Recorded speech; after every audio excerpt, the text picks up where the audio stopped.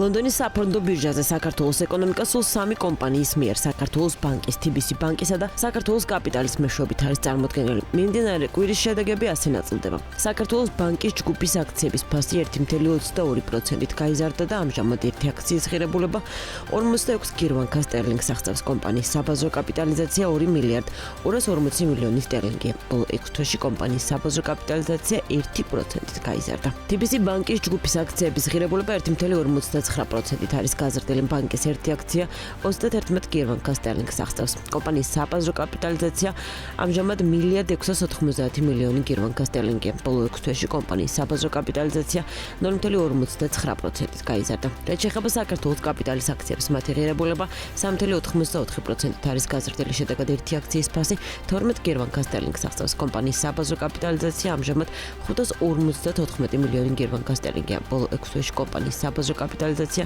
7.21%-ით გაიზარდა.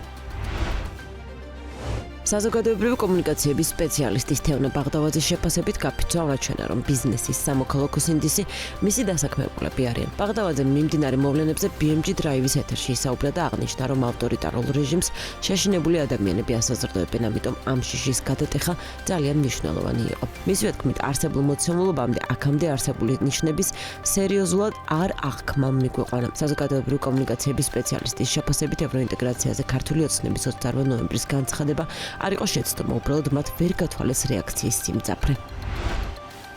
ბიზნესმენ თემურ ჭყონიას განცხადებით ქვეყნის იზოლაციაში ცხოვრება არ შეიძლება და საჭიროა ახალი არჩევნები. ამის შესახებ მან Free Business-ის მიერ ორგანიზებულ კონფერენციაზე განაცხადა, სადაც მთავარ სპიკერად იყო მიწვეული. ბიზნესმენმა კიდევ ერთხელ გააჟღერა Free Business-ზე გაერთიანებული კომპანიების და საზოგადოების ნაწილის მოთხოვნა ახალი არჩევნები და დაკავებულების გათავისუფლება. მან აღნიშნა, რომ აუცილებელია ხელისუფლებას მოვთხოვოთ კითხვებზე პასუხი, რადგან ბიუჯეტს სწორედ კომპანიები თავისი გადასახადებით ავსებენ.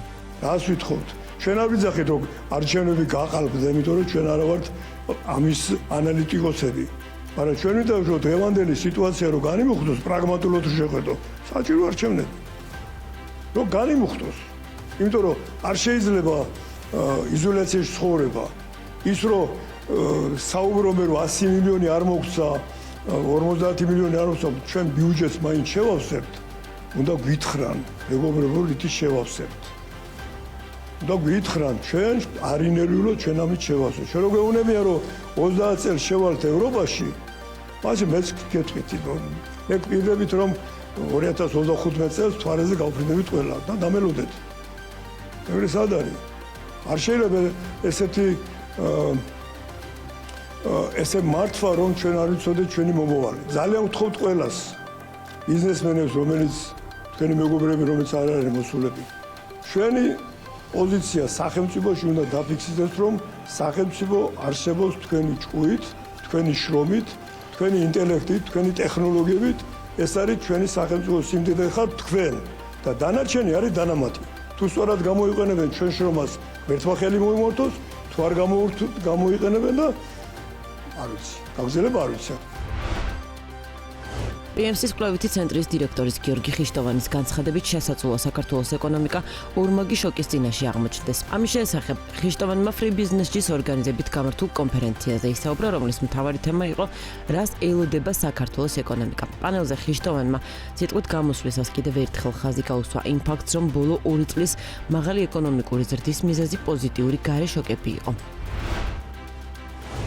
ევროკავშირის საქართველოს ბიზნეს საბჭოს გენერალური მდივნის ზუიეთ ჭუმბურიძის შეფასებით საქართველოში უმძიმესი სურათია, რაც ბიზნესმა კარგად იგრძნო. ამის შესახებ მან ასევე Free Business-ის მიერ ორგანიზებულ კონფერენციაზე განაცხადა, რომლის მთავარი თემა იყო რას ელოდება საქართველოს ეკონომიკა. ჭუმბურიძემ პანელურ დისკუსიაზე განაცხადა, რომ იმედოვნებს უცნების ხელისუფლება დროულ გადაწყვეტილებას მიიღებს. ევროკავშირის საქართველოს ბიზნეს საბჭოს გენერალური მდივანი პოლიტიკური კრიზისის დასრულების გზად ახალ არჩევნებს და პატიმრების გათავისუფლებას ხედავს. ამასთან ევროკავშირის საქართველოს ბიზნეს საბჭოს გენდივანმა არ გამორიცხა, რომ საქართველოში მყოფმა უცხოელმა ინვესტორებმა საკუთარი ინვესტიციების რელოკაცია გადაწყვიტონ.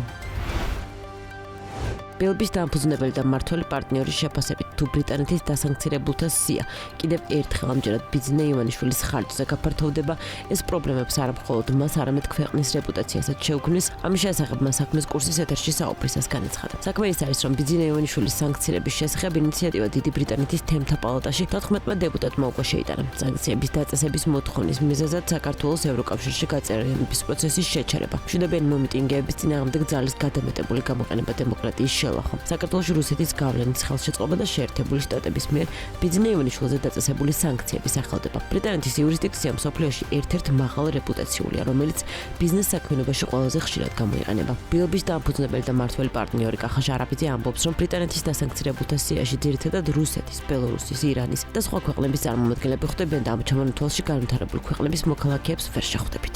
ქვეყანათა სია, რომელთა მოქალაქეებიც არიან სანქცირებული, მინდა გითხრათ, რომ თითქმის ვერც ერთი განვითარებული ქვეყანა ვერ ვნახე და ისეთ ქვეყნები, როგორც არის რუსეთი, ბელორუსია, ირანი, ავღანეთი, ვენესუელა, ცენტრალური აფრიკის რესპუბლიკა და ასე შემდეგ, სამხრეთ ჩრდილოეთ კორეა, ინგლისური სამართალი და სასამართლო სისტემა ინგლისური არის ყველაზე პოპულარული სამართალი საერთაშორისო ბიზნეს ტრანზაქციებში.